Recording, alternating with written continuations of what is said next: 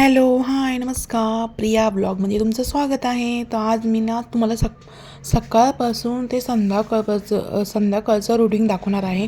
तर मी आज आता सकाळी सकाळी आंघोळ केली मस्त. आज गुरुवार आहे, मग डोक्यावरून थोडंसं डोकं धुतलं. आणि मी काय गुरुवार वगैरे काय धरत नाही. तुम्ही म्हणशालीने डोकं धुतलं आहे, आज गुरुवार वगैरे आहे का काय? नाही, मी पहिल्यापासून मी गुरुवार वगैरे काही उपास वगैरे करत नाही. मला फक्त एकच उपवास असतो, तो म्हणजे सोमवार. आणि इकडं मी आता कपड्याचे वगैरे घड्या व्यवस्थित घालून घेते आणि त्याच्यानंतर मी आता वरती भेटते तुम्हाला. वरती टेरेसवर गेल्यावर केस वगैरे सुकायला लागले ती, आणि थंडी खूप झालेली आहे, त्याच्यामुळं म्हटलं वरती येवा फिरायला. तर मग आले होते वरती थोडंसं ऊन घ्यायला. आपल्याला सूर्यापासून डी विटॅमिन भेटतं. आणि टेरेसवर आल्यावर तुम्हाला माहितीच आता इथे खूप झाडं लावलेली आहे सगळ्या प्रकारचे.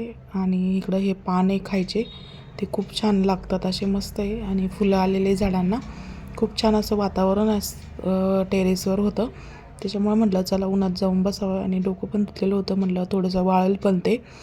तर मग त्याच्यानंतर मग मी थोडेसे केस पण सुकवले, केस वल्लेच होते माझे, आणि म्हटलं थोडंसं हे करावं. आणि इकडं बघा हे फुलं आलेले होते, खूप छान असे फुलं आले होते झेंडूचे, आणि म्हणून म्हटलं थोडासा व्हिडिओ काढावा छोटासा.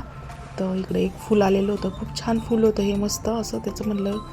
आणि फोटो पण काढले मी खूप छान असे. आणि त्याच्यानंतर माझं किचन वाट्टा वगैरे आवरून झालं, सकाळचं जेवण वगैरे सगळं झालेलं होतं, आणि भांडे घासून वगैरे सगळं आवरून झालेलं माझं. आणि आता सकाळचे 11 वाजून गेलेले होते. 11 वाजेपर्यंत माझं सगळं आवडतं. 10 वाजता आम्ही जेवण करतो, आणि 11 वाजेपर्यंत माझं सगळं आवरून जातं, धुणं वगैरे सगळं. त्याच्यानंतर धुणं धुवायला मला थोडासा उशीर झाला होता. म्हटलं आधी स्वयंपाक करून घ्यावा, मुलांना शाळेत जायचं होतं ना. मग हे शेताकडून टमाटे आलेले होते, खूप असे लाल लाल झालेले होते मस्त. बघा किती मोठं टमाटं आहे आमच्या शेताकडचं. आणि त्याच्यानंतर मला धुणं धुवायला उशीर झाला होता, मग कपडे धुवून असे वाळत टाकले, एक एक एक एक कपडा वाळत टाकला. त्याच्यानंतर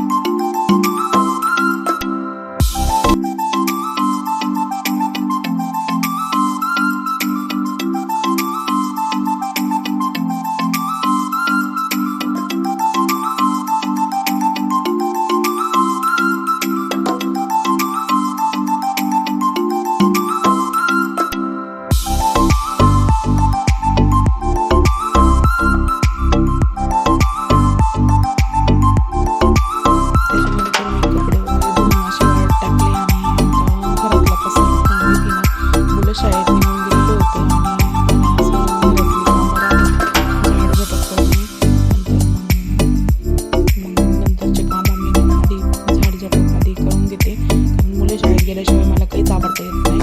आणि त्याच्यानंतर सगळ्या रूमा, म्हणजे एकच रूम आहे आमच्या घरामध्ये, एक रूम, हॉल आणि किचन असंच आहे. आणि त्याच्यानंतर मग मी रूममध्ये पण गेले, सगळा कचरा एका ठिकाणी लावून सगळा गोळा करून घेतला, आणि रूममधलं पण लगेच आवरून घेतलं. हॉल आवरून घेतला आधी, आता रूममध्ये आले, रूममध्ये पण आवरून घेते लगेच. तर भेटूया पुढच्या तर शेवटपर्यंत व्हिडिओ नक्की बघा. आणि मी तुम्हाला सांगणार आहे मी ब्लाऊजची शिलाई किती घेते, ते सुद्धा शेवटच्या व्हिडिओमध्ये तुम्हाला सांगणार आहे. तुम्ही नक्की पूर्ण व्हिडिओ बघा. आणि चला भेटूया पुढच्या व्हिडिओमध्ये.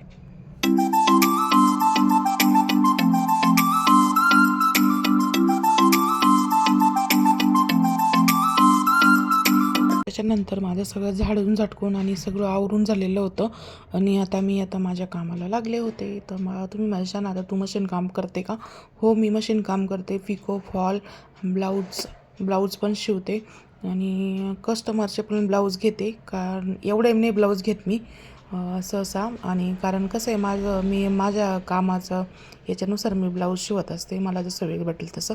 काय मी असं काही लागूनच राहत नाही का शिवणकाम केलंच पाहिजे झालंच पाहिजे असं काही नाही आहे.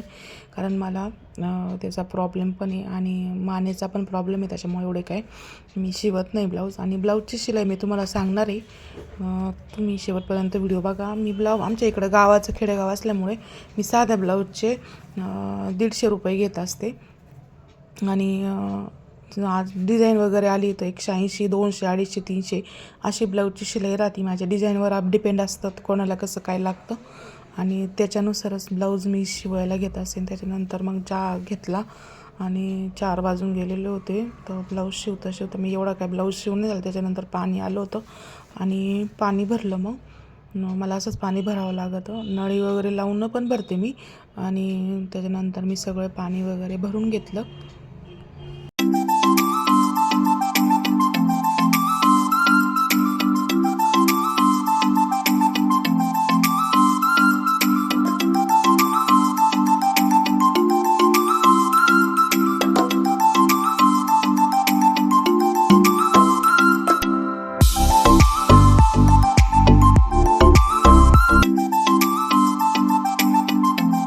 भरून झाल्यावर मी संध्याकाळची स्वयंपाकाची तयारी केली आणि त्याच्यानंतर मी भाजी पण बनवली. तुम्हाला सांगणारच व्हिडिओमध्ये.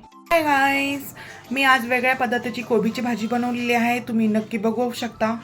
खूप छान भाजी झालेली आहे. कांदा टोमॅटो टाकून बनवलेली आहे. त्याची रेसिपी मी पुढच्या ह्याच्यात अपलोड करेल. आज काढायला जमली नाही मला, तर मी तुम्हाला दाखवते भाजी कशी झाली आहे.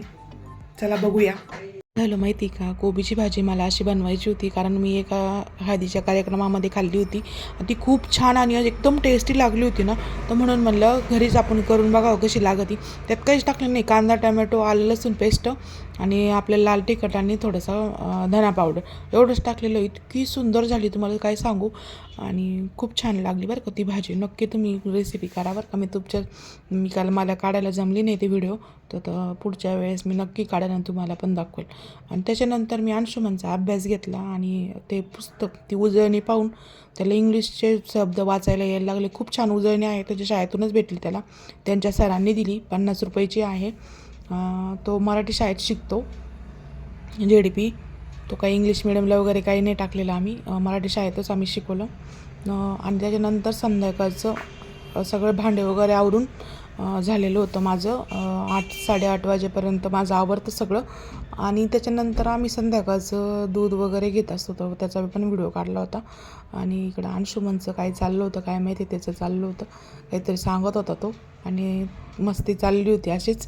आणि त्याच्यानंतर मग इकडं मी नाही का दूध घेतलं बनवायला. 2-3 चमचे साखर टाकायची. सगळे मुलं असे दूध वगैरे, हळदीचं दूध वगैरे पिऊनच झोपतात आमच्या इकडे. खूप छान लागतं, नक्की ट्राय करून बघा. आणि असेच आमची संध्याकाळ संपली. आणि असे तुम्हाला जर व्हिडिओ आवडला असेल तर लाईक, कमेंट आणि शेअर करायला विसरू नका. आणि माझं सकाळ ते संध्याकाळचं रुटीन असंच असतं. Hi hello. तर आजचा माझा पूर्ण व्हिडिओ मी आता स्टॉप करणार आहे आणि तुम्हाला सगळं मी व्हिडिओमध्ये दाखवलेलं आहे माझं सकाळचं ते संध्याकाळचं रुटीन. तर मी आता दूध पिऊन आम्ही आता झोपणार आहे. तर भेटूया पुढच्या व्हिडिओमध्ये. तर असंच माझे व्हिडिओ जर तुम्हाला आवडला असेल तर लाईक, शेअर आणि कमेंटमध्ये नक्की सांगा.